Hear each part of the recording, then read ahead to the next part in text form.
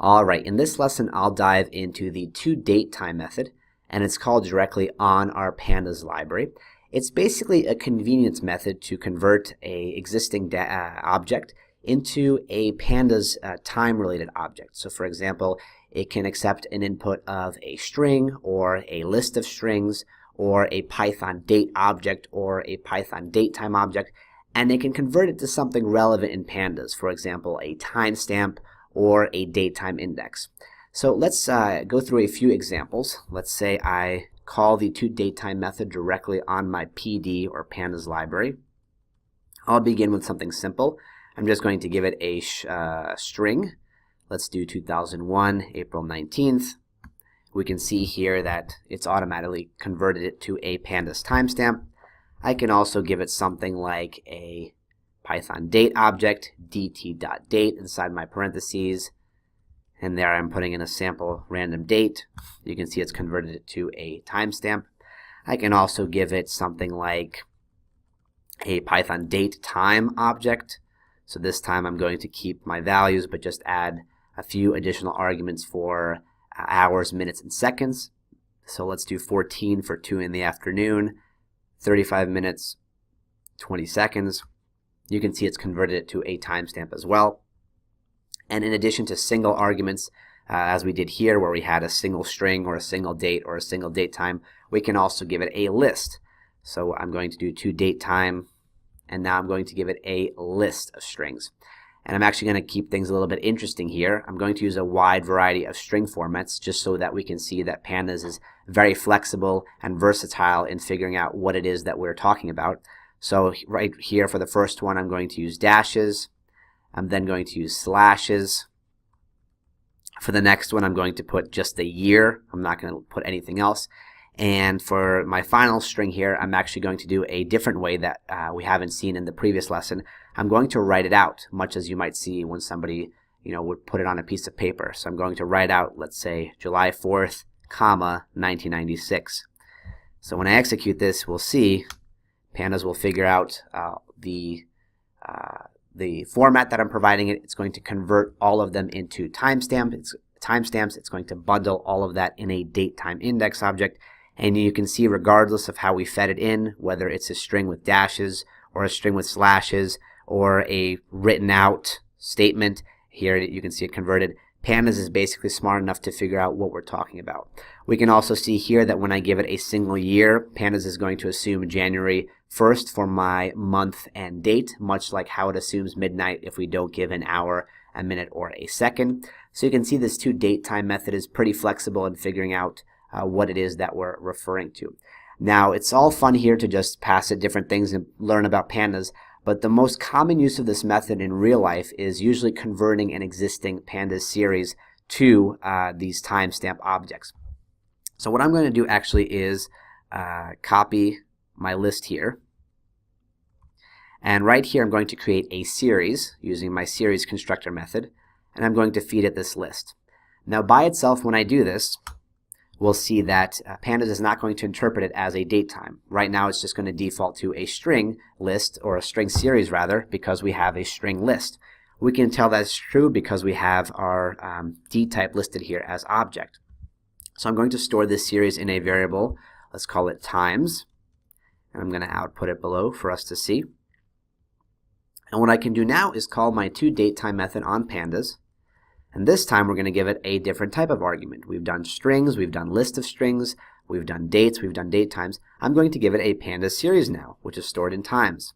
And it's going to go through all of those values in the series and predictably convert them all to timestamps, and also convert the container for all of them into a datetime index object. So we can see here that our datetime is now listed, or rather our dtype, not our date type, but our data type is listed as datetime instead of object, as we see above. And we can also see that the formatting has changed. So while here we had our original string formats with the dashes and the slashes, you can see that pandas has normalized the look of this so that it follows that consistent year-month-date format. That just helps it be a little bit more clearer and kind of more consistent. Now, the toDateTime method is incredibly powerful, as we can see here. It can figure out a lot, but it doesn't mean it's perfect. And usually it's going to run into issues whenever our data is bad. So let's begin by creating a funky series. I'm going to call this series method on my pandas library, and I'm going to throw in two messed up values here, so to speak. Let's begin with two normal ones. Let's do something like July 4th, 1996, and let's do something like October 4th, 1991.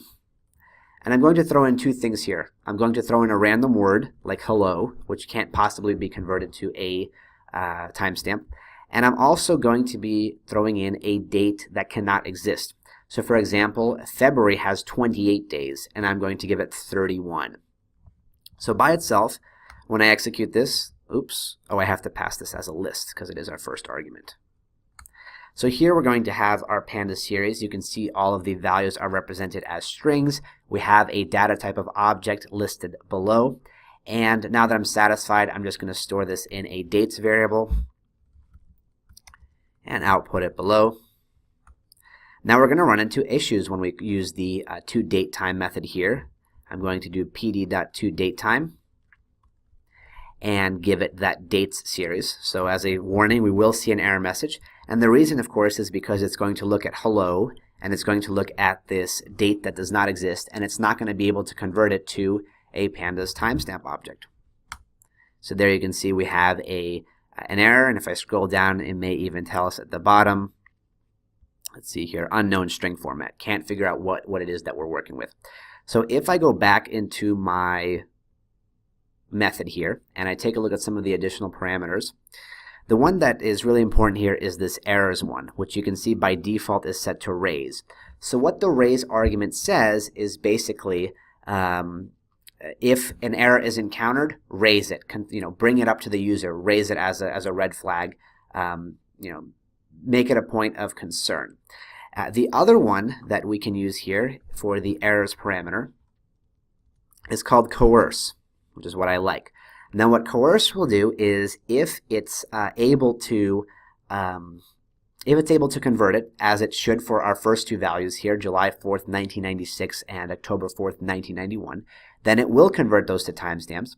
And for everything else, it's going to use NAT, which is basically not a time, which is basically the null value, but in the kind of format that we can maintain consistency in a date time or timestamp series. So when I execute this, you'll see that hello and this value, which doesn't exist, have been converted to NAT.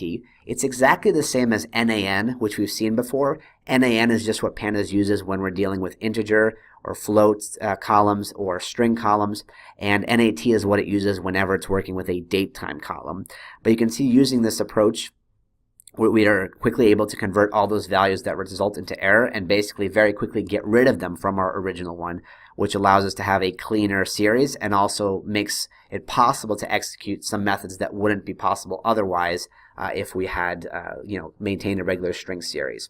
So that's just a way that you can provide an additional argument to the toDateTime method to deal with those kinds of issues. And one additional feature about the toDateTime method, in case you ever work with Unix time. Unix time, if you're unaware, is a very popular way of storing time within a system. And partially that's due to the fact that there are so many different ways that you can format a string and things like that. So what Unix represents is a way to store time in seconds, and I believe it represents the number of seconds since January 1st, 1970, I think, at midnight. And so by storing the date time as a number of seconds, it's very easy to convert that number of seconds into a specific date and time without running into any kind of formatting issues with dashes and slashes and all kinds of funky symbols. So since I can't really generate real Unix times on demand, I'm just going to pull them in from a separate sheet I have here. And if you want to follow along, you don't have to. You can always just pause the video and copy it. But basically what I'm doing is just I have a list of Unix times. So I'm going to pass in my parentheses after my toDateTime method, and here I have a list of Unix times. Let me add that all on one line. So here we have a Python list of Unix times. I have an extra bracket here.